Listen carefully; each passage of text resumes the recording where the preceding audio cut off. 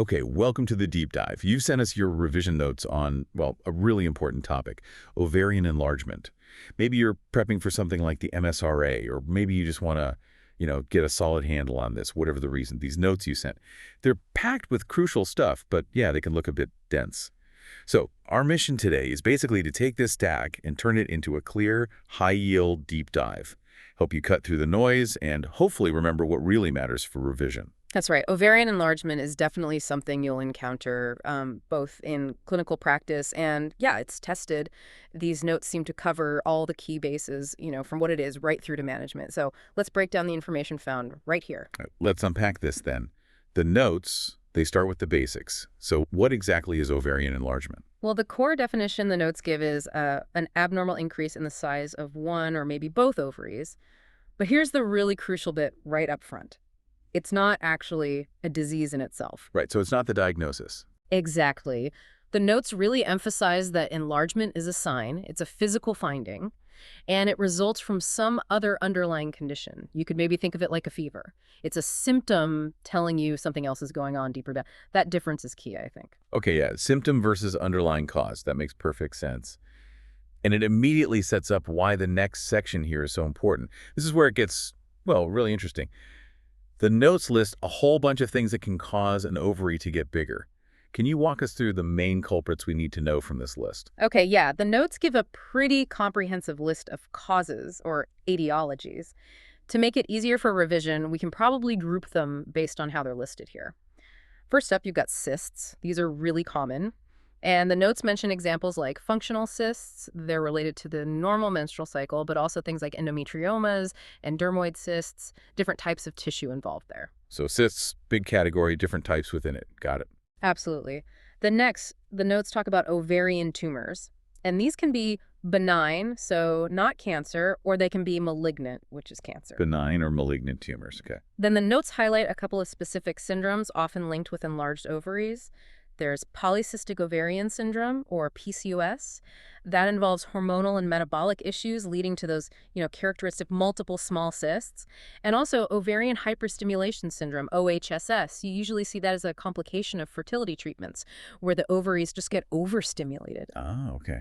PCOS and OHSS, different reasons, but both leading to bigger ovaries. Precisely. The list in the notes goes on. Other things like broader hormonal imbalances, infections like PID can sometimes involve the ovaries, and endometriosis. Endometriosis, that's where the uterine lining tissue grows outside the uterus, right? Sometimes on the ovaries. Exactly. That misplaced tissue can cause inflammation and enlargement. And finally, the notes include ovarian torsion. Now, this one's a bit different. It's a surgical emergency. The ovary actually twists on its stalk, cutting off the blood supply, and that twisting itself causes the ovary to swell up, often quite rapidly. Wow, okay, that is quite a list. So for someone revising, maybe thinking in groups like you suggested, cysts, tumors, hormonal stuff like PCOS and OHSS, and then the others like infection, endo, torsion, that feels like a pretty high-yield way to tackle this section of the notes. Yeah, I think grouping them like that, sort of following the structure in the notes, is definitely a smart strategy. It helps organize it in your head. Okay. The notes also mention risk factors who might be more likely to develop this. Is there like one set of risks, or does it really depend on which of these causes is actually happening? It absolutely depends on the underlying cause, just like the notes state. But they do list a few general factors that might predispose someone. Things like existing hormonal imbalances, a history of irregular menstrual cycles, which kind of ties back to the hormonal aspect, obviously, and interestingly, family history. Family history popping up there suggests maybe a genetic link for some of these causes. It certainly could, yeah. And the notes actually break down risk factors specifically for one common cause, PCOS. For PCOS, the key risk factors detailed in the notes are obesity, insulin resistance, and there it is again, family history. Right, so family history comes up for general risk, and specifically for PCOS. That feels like something important to flag for revision, that common thread. Definitely a point to remember. It suggests genetics can play a role in susceptibility. All right, let's get a bit more to the science of it. How does this enlargement actually happen, biologically speaking? The notes say it varies. It's definitely diverse, just like the causes. Based on what's outlined here, for cysts, especially functional ones, it's often about issues with how the follicles normally develop or resolve, usually driven by hormonal signals. They just fill up with fluid. Tumors, well, Whether they're benign or malignant, that's fundamentally about abnormal cell growth. Cells multiplying when they shouldn't, leading to more tissue mass. So basically cells growing wrong or growing too much. Pretty much, yeah. Now, with PCOS, the notes describe this kind of hormonal and metabolic imbalance that stops follicles maturing properly. Instead, they form those characteristic small cysts under the ovary surface. And OHSS is more of a direct response to the fertility drugs. They overstimulate the ovaries, causing them to swell up quite dramatically with lots of fluid-filled follicles and cysts. Okay, so what this means for you listening is kind of understanding how each cause leads to the enlargement helps you connect the dots, right? It links the underlying problem to why the ovary gets bigger and maybe why someone has certain symptoms or needs a particular treatment. Exactly. Linking what the cause to the how the pathophysiology just makes the whole clinical picture a lot clearer, I find. Okay, switching gears just a little bit. If someone presents with symptoms that might suggest ovarian enlargement, maybe that pelvic pain or bloating we mentioned, what else could be going on? What other conditions are listed here in the notes under differential diagnosis? Stuff that might mimic it. Yeah, this is a really crucial section for clinical thinking, for ruling things out. The notes list conditions you need to consider. Things like fibroids. They're growths in the uterus, not the ovary, but they can cause pelvic pain or make the area feel full. Pelvic inflammatory disease, PID, that's an infection, and a tubo-ovarian abscess, which is basically a collection of pus involving the fallopian tube and ovary. Both can cause pain and swelling down there. So infections, growths, somewhere else nearby. Right. And here's that interesting one again. Ovarian torsion is also listed as a differential diagnosis in the notes. Now, we just talked about it as a cause of enlargement because the twisting makes the ovary swell. But the notes point out that when someone comes in with sudden, really bad pelvic pain, you have to consider torsion itself as the acute event and differentiate it from other things causing acute pain, maybe like a ruptured cyst, which could be a complication of enlargement. Ah, okay, I see. So torsion causes enlargement, but its symptoms at sudden severe pain look like other pelvic emergencies. So you have to figure out which emergency it is. That's a really key point from the notes for revision. Definitely. Thinking about what else could it be in that pelvic region is vital. Let's talk numbers, specifically in the UK, as the notes seem framed that way. Yeah. What do they actually say about how common ovarian enlargement is? Well, the notes make a really important clarification here. You won't really find a specific prevalence figure for ovarian enlargement itself. Because it's a sign, not the disease itself. Exactly. You track the diseases, not just the signs of them. The notes explain that the incidence and prevalence figures totally depend on the specific underlying cause. You know, how common are functional cysts? How common is PCOS? How common is ovarian cancer? Those are the numbers you need to look at. Right. So while the symptom itself isn't tracked per se, the prevalence of its causes gives you the real-world picture of how often you might actually see this finding. That's a useful distinction from the notes. It is, and it just reinforces why identifying that underlying cause is so critical. Okay, so let's flip back to the patient's experience. What might someone actually feel or notice if they have ovarian enlargement? What symptoms are listed in the notes? The notes list quite a few potential clinical features, things like abdominal or pelvic pain or discomfort, which can really vary in how bad it is. Bloating is common, and sometimes an increased abdominal girth, feeling like your waistband is tighter as the enlarged ovary takes up more space. The notes also mention pressure effects like urinary urgency or frequency, or sometimes changes in bowel habits. And menstrual irregularities are on the list too, especially if it's related to something hormonal like PCOS. Okay, but hearing that list, Yeah. pelvic pain, bloating, changes in loo habits, those sound pretty nonspecific, don't they? Lots of things could cause that. They absolutely do sound vague. And the notes add two really, really critical points here that you need to remember for revision. First, the presentation varies massively depending on the underlying cause. A twisted ovary is going to present very differently from a slow-growing benign cyst or the long-term symptoms of PCOS. Second, and this is crucial, so some cases might actually be completely asymptomatic. No symptoms at all. They just get picked up incidentally, maybe during a routine check or an imaging scan done for something totally different. Wow, so you might not even know you have it. That vagueness and the fact some people have no symptoms, it does raise a big question.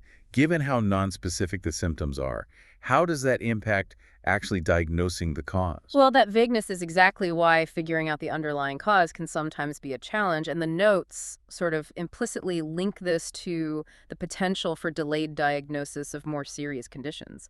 They specifically mention ovarian cancer later on, which often presents with exactly these kinds of vague, nonspecific symptoms early on. Ah, right. That's a really important connection to make. Definitely. The symptoms alone often don't point you directly to the answer. Okay, so if there are symptoms or if something's found by chance, how do doctors actually figure out what's going on? What are the key investigations outlined in these notes? The notes detail a fairly standard investigative pathway. The first and kind of primary imaging test highlighted is pelvic ultrasound. It's really essential because it lets you actually see the ovaries, detect if they're enlarged, and importantly, look at any cysts or masses you find.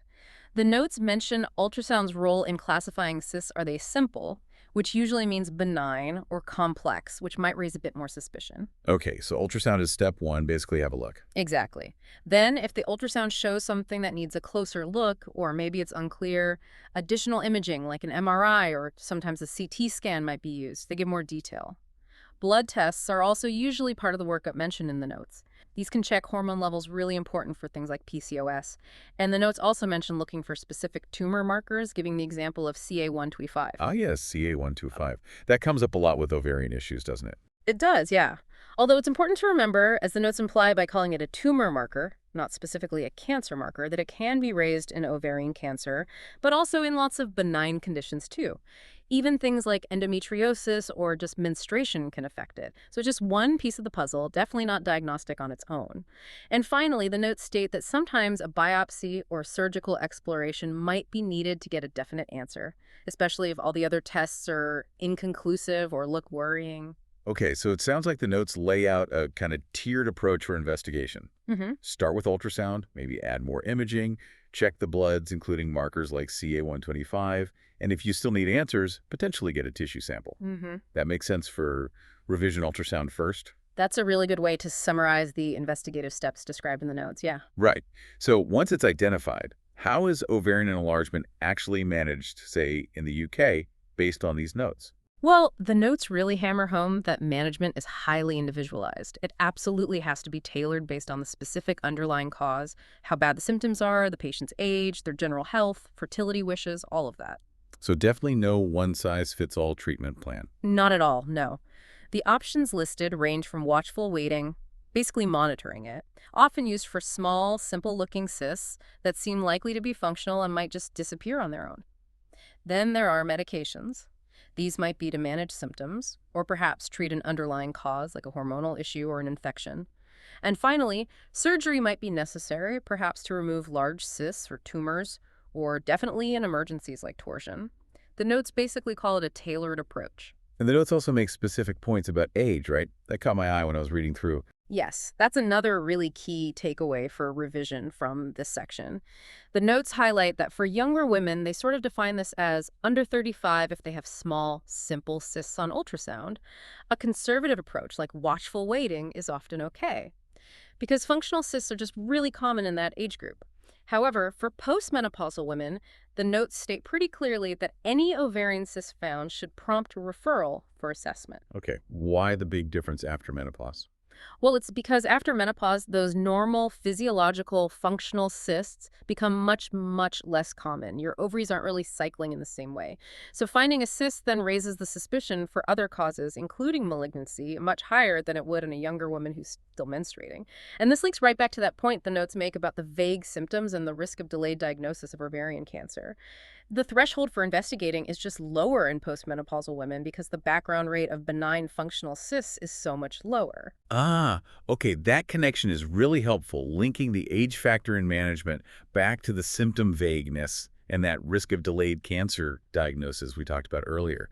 It really ties different parts of the notes together. It does, and it's a really crucial clinical point to grasp. So what's the general outlook then? If someone has ovarian enlargement, what's the expected outcome? Does it always resolve, or what do the notes say about prognosis? The notes are quite clear. The prognosis varies hugely, and it all depends on the underlying cause. Which makes total sense given the massive range we've discussed, from a simple frictional cyst right through to cancer. Exactly. For many cases, especially those caused by benign things like functional cysts, the notes suggest the enlargement can be temporary or manageable. The overall prognosis is generally good for benign conditions. However, it's understandably less favorable if the cause is malignancy or if someone experiences one of the severe complications. Right, so prognosis is entirely dictated by what's actually causing the enlargement in the first place. Fundamentally, yes. Finding that cause is absolutely key to predicting the outcome. And finally, complications. What are the potential problems listed in the notes?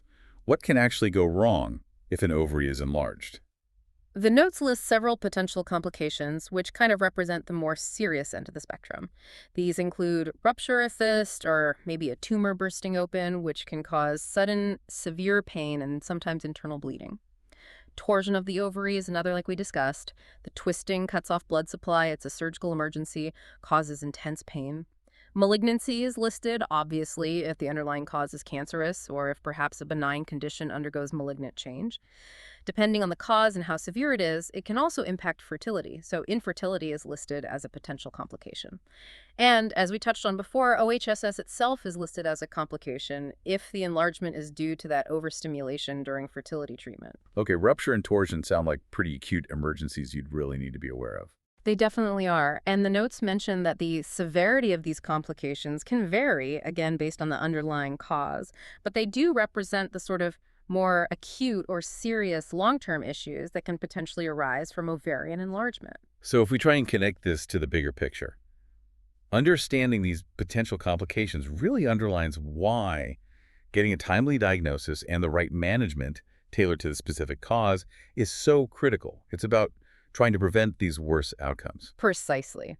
Knowing what could happen really reinforces the importance of that whole investigative and management pathway that the notes lay out. So we've covered a huge amount there, really mapping out everything in these revision notes he sent us, from what ovarian enlargement actually is, what causes it, the risks, how it happens biologically, what else it might be, how you investigate, manage it, and what can go wrong. Yeah. We've pulled out those key insights, like it being a sign, not a diagnosis, the vagueness of the symptoms, those age-related management points, thinking back to those asymptomatic cases and how nonspecific the symptoms can be, especially when you consider some of the potentially serious underlying causes. Yeah, it does raise a really important question, doesn't it? Given that symptoms can be so vague, sometimes there are none at all, with cases just found incidentally. What are the implications of that, for how we think about ovarian health more proactively, both for individuals and maybe within the healthcare system? It certainly makes you consider the challenges of detection, especially without widespread screening for many of these conditions. Wow, that was a fantastic deep dive. We've really pulled out, I think, all the key points from these revision notes on ovarian enlargement and hopefully structured them in a way that sticks with you for revision. Yeah, synthesizing complex medical notes like these is just so essential for building that strong knowledge base. And focusing on the structure we use today, definition, causes, risks, pathophysiology, differentials, investigations, management, that framework really helps you organize a lot of information effectively. Absolutely. And for those of you listening who are tackling exams like the MSRA, remember that converting your own notes into these kinds of high-yield, memorable chunks is absolutely key. If you're looking for more resources to help you revise and practice, definitely check out PassThemSRA.com and also FreeMSRA.com. They've got absolutely tons of material specifically designed to help you nail your revision. They're great resources. So keep learning, keep diving deep into your sources, and we'll catch you on the next one.